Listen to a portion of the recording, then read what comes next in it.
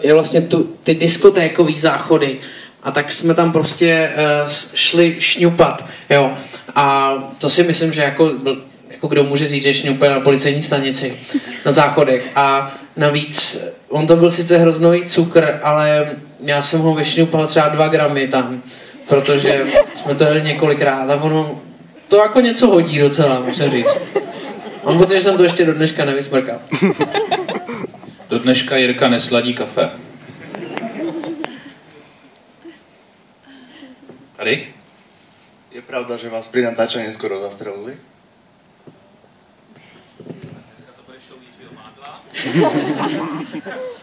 Je to pravda, no. Mám to říct, jak to bylo, nebo jo? No. A ono, jako Rejša si přál, aby mě zastřelili, ale nevyšlo mu to, protože ty taky? Jo, tak dobře. Jasně. Tak dost lidí si přálo, aby to bylo, protože jako film In Memoriam, tam na to by to určitě bylo, jako na můj poslední film by snad přišlo víc lidí, než na jako jeden z několika. No a to bylo tak, že jak tam je ta scéna na začátku, jak sprejujeme a běžím z takového kopečka a za mnou běží ten policajt, tak jsme to točili, třeba už byly 4 ráno a jeli jsme to po 5. a najednou pod tím kopečkem prostě zastavil policejní auto. A já jsem tak jako běžel dál a říkal jsem si, že mi teda mohli říct, jako, že teda tam vylepšili ten záběr, že tam dali auto. No jak jsem běžel, za mnou běžel ten náš herec jako policajt a zařval, chyťte ho, oni vystoupili ty praví policajti z toho auta a rozběhli se za mnou, už normálně vyndavali zbraň a řvali stůj, stůj a naštěstí tam někdo zařval, ne Tome, ty jsi to nebyl, ty jsi chtěl, aby vystřelil a někdo zařval stop a jakože jsme film, no tak nakonec mě nezastřelili. Já to předám Tomášovi, protože včera jsem si myslel, že je dobrá, když je to zastavil a Jirku zachránil, že mu vlastně zachránil život. Jinak umíte si představit, jak by ten film byl slavný, kdyby ten Jirka nebyl. No ale... Ne, dáme další dotazy.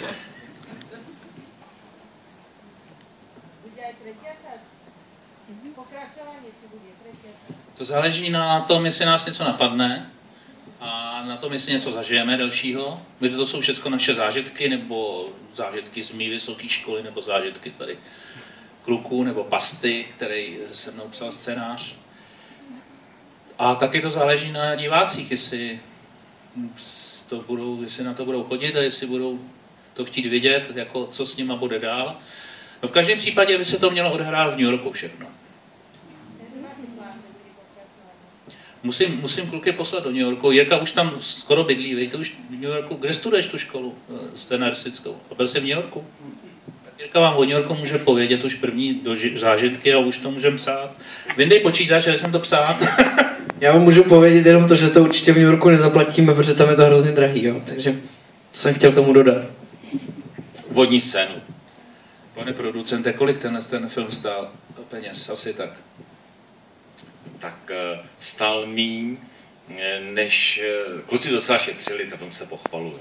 Jako, stál asi 18 milionů s nějakýma dalšíma záležitostma reklamou, a tak se dostaneme korun českých, takže se dostaneme nějakých 22.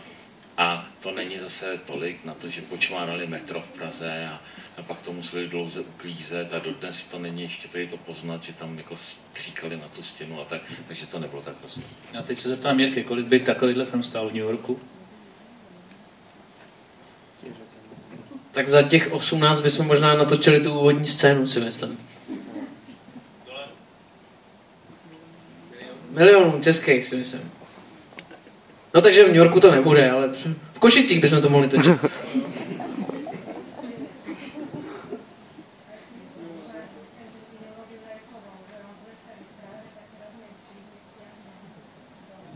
Že máte 2 dcery v Praze a bojíte se, jestli jsme neudělali problém. A kolik jim je? Jirka rád jezdí na Slovensko, má tady hodně dětí, hodně milenek, tak mu to nepovídejte, tyhle ty intimní věci, protože on se hned na ty dcery nalepí. Další dotaz? Tak to je zase pro Jirku. To bude právě v tom pokračování. Takže se to bude odehrát v Londýně.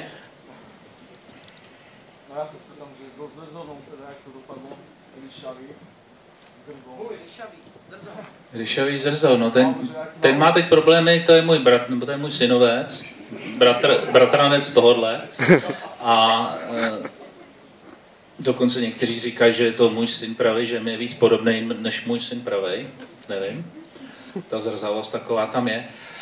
A on studuje a má nějaký problémy. Co to studuje za školu? No, on dělal stavárnu, tu dodělal a teď dělá nějaký nový média. Aha, tak on je úspěšný student, tak stavárnu. Ne, on je ostříhaný, on vypadá slušně, jako mluví souvisle, prostě umí počítat všecko a nefetuje.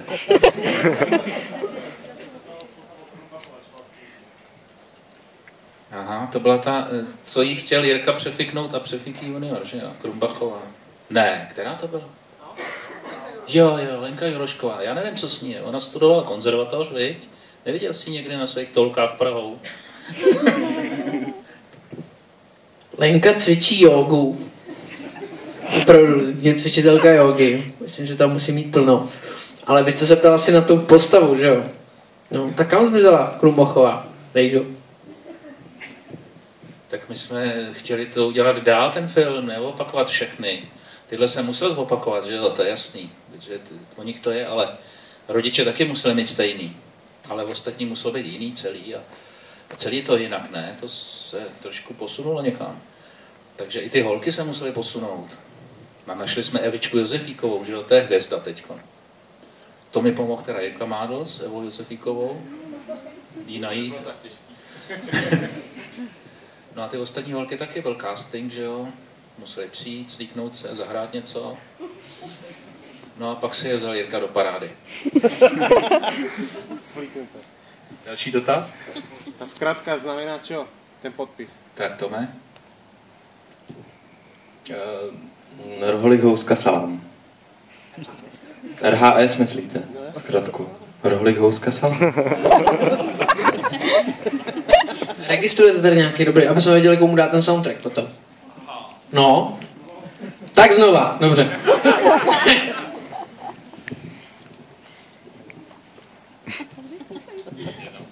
Soundtrack dám tomu, kdo mi zodpoví otázku, kde, viděli jste v Gimple? Viděli. Tak kdo mi odpoví? Teď je co? Leden, no, tak vlastně no, a film byl dokončený po Vánocích nějak, no. Takže 3 roky bych to řekl, tak asi. Ale Tomáš má úžasný odhad na počasí, protože já jsem to chtěl malinko pošoupnout, aby jsme měli jako dost peněz. On říkal, ne, já už mám všechny nasmluvané, já to nechci posouvat. Normálně dotočil na lávce, to je ten koncert, ve čtvrtek ráno a v pátek už byla zavřená, protože tam byla povodeň. Polovina lokací, co jste viděli, tak ty šly pod vodu. Vltava stoupla o 10 metrů a všechno, které jsme točili, bylo pod vodou. Takže po nás potopa. Já mám dotaz na vás. Nás zajímá, kde tady má nejlepší perkelt. To za prvé. U vás doma, dobře. Kde? V Maďarsku. To jsme kousek, ne? Dobře. U vás doma, dobře. To je na soundtrack. A pak kam se dá jít v noci? Jako tady. Vím retro, vím jazz. Co dál? To Space.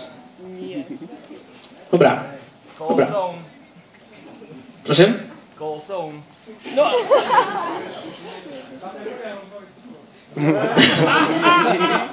Dobře, a kde kolik tady stojí gram hroznovýho cukru? Už končím. No, to byla taky dobrá odpověď. Ježiš, komu my to dáme? Tu vejšku.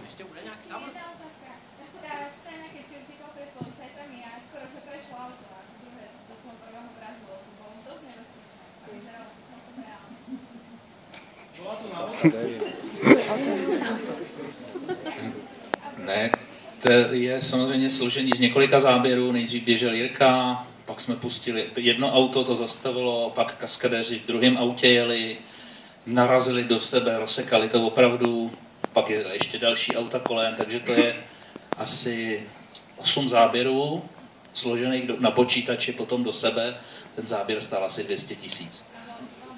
No, a to jsme si nedovolili, aby jsme, já ten Jirku jsem teda chtěl usmrtit během filmu, ale tohle bych si nedovolil, abych ho tam strčil takhle.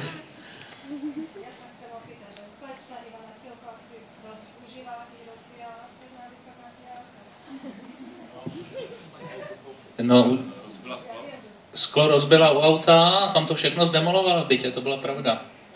Točili jsme to v miliardářský vile u pana, já jsem zapomněl, jak se jmenuje. Dal nám, kolik nám dal pronájem, asi 40 000, že tam můžeme točit, no a když to viděl vždycky postupně, ty záběry se točí několikrát, že jo, tak říkal, teď tady zničila podlahu, a teď mi zničila lampu, teď mi zničila zeď, tak, no a nakonec to vlezlo asi na 100 000, to natáčení tam. Jenom ta vila, ten pronájem, že jo. Tu lanči jsme taky zničili, to jsme jim neřekli, že ho sponzoru. Tak to jsme si půjčili, naznačili jsme a pak jsme to tady nechali opravit. Tak.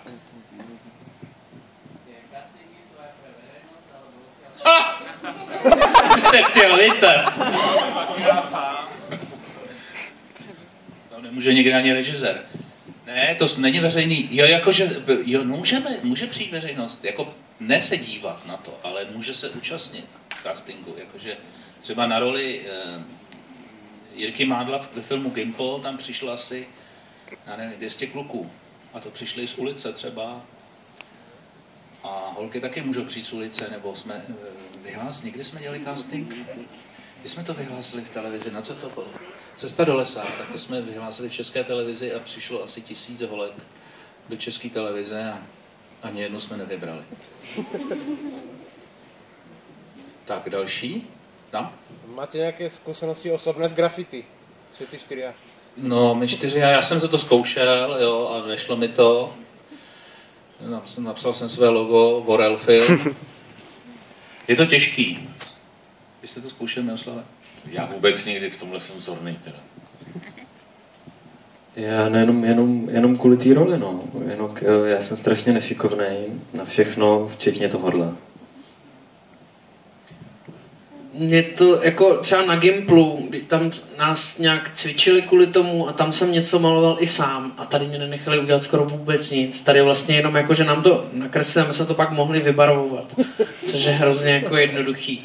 A kolikrát jak stříkáte furt do té barvy, která tam už je, tak vůbec není vidět, že stříkáte. Tak tohle mě nechali dělat, no. Beru si to dost osobně.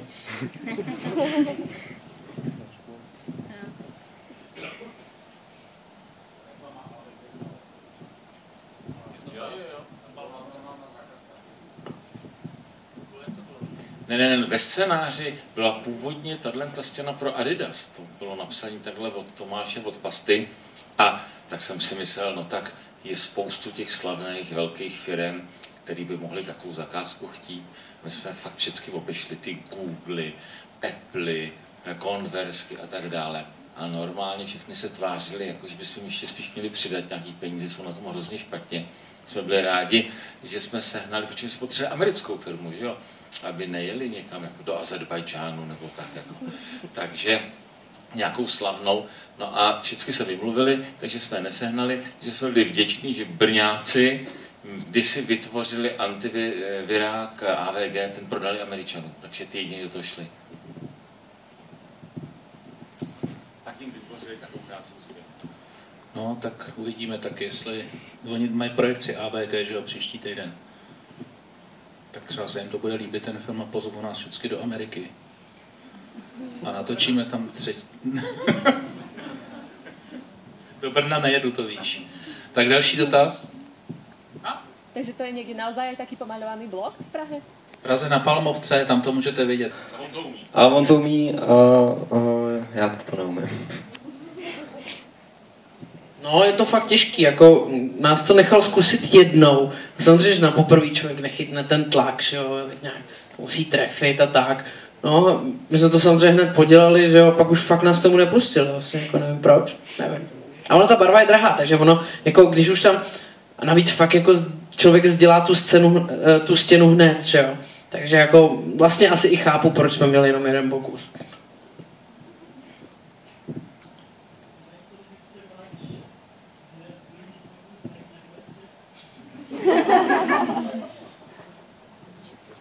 Já chci ten Perkelt, fakt. No ne, to je strašně drahý všechno, to metru, že jo, na nás taky stálo 100 000 a pak tam musela přijít antigraffiti firma, která to musela všecko opláchnout tu stěnu. To se muselo povést na první pokus, že jo, tam jsme nemohli to opakovat. Takže to musel dělat Pasta. Herko, komu dáme, kdo byl nejvtipnější? Kromě tebe, Jirko, teda. Jo, já? No tak vy mě dáte soundtrack. Jo, ano, ta paní, co říkala, že má nejlepší perkel doma, tak bychom jí dali... Ale ještě někdo možná přebije.